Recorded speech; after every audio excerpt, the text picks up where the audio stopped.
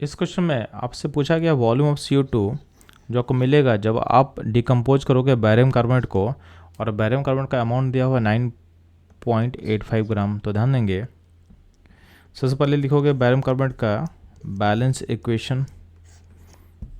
तो barium carbonate जब heat करते हो तो डिकम्पोज करेगा बैरियम ऑक्साइड NCO2 में। नेक्स्ट स्टेप क्या करोगे, जो भी इसका अमाउंट दिया उसको मोल में चेंज करोगे। तो 9.85 ग्राम दिया हुआ है।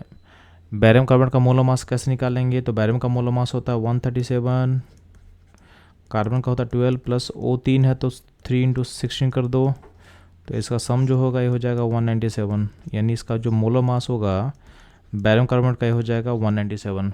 तो इसको यहाँ पे डिवाइड कर दो, तो मेरे को मिल गया इसका मोल।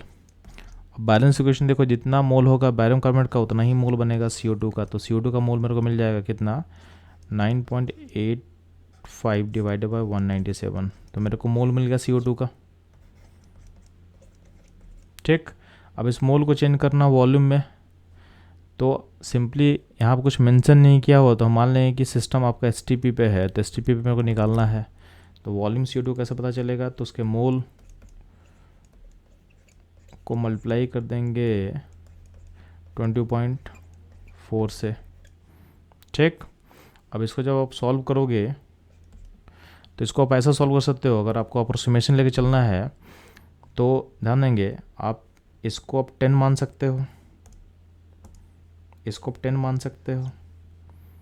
तो यहाँ मैं अप्रोक्सीमेशन दिखा रहा हूँ, तो 9.5 को हम 10 मान लिए, 22.4 को आप 20 मान लो, और नीचे जो 197 उसको आप 200 मान लो। ठीक है, तो अब देखोगे तो आपका जो वैल्यू जो कैंसिल आउट करके 1 के आसपास आपका आंसर आएगा। तो देखोगे आपका आंसर 1 के आसपास क्या मैच करेगा। और इस प्रोसेस में क्या है, क्योंकि आप न्यूमरेटर को क्या कर रहे हो, न्यूमरेटर को काफ़ी डिक्रीज किए हो, ठीक है, तो उसके कारण जो आपका आंसर जो एक्चुअल जो आंसर होगा 1 से हल्का सा ज़्यादा होना चाहिए, क्योंकि आप इसको भी डिक्रीज किए हो, इसको भी डिक्रीज किए हो। आप डिनोमिनेटर को इंक्रीज किए हो बट उतना इंक्रीज नहीं किया जितना आप ऊपर में डिक्रीज कर दिए हो, तो आपका जो आंसर होगा 1 से हल्का सा ज़्यादा आएगा। तो आप देखोगे तो ये हमारा आंसर जो है B से मैच करेगा। तो ये था आपका अप्रोक्सीमेशन के थ्रू सोच सकते थे। अगर आप पूरा एग्जैक्ट निकालोगे तो आपका आंसर जो होगा वो करेक्टली B से मैच कर जाएगा।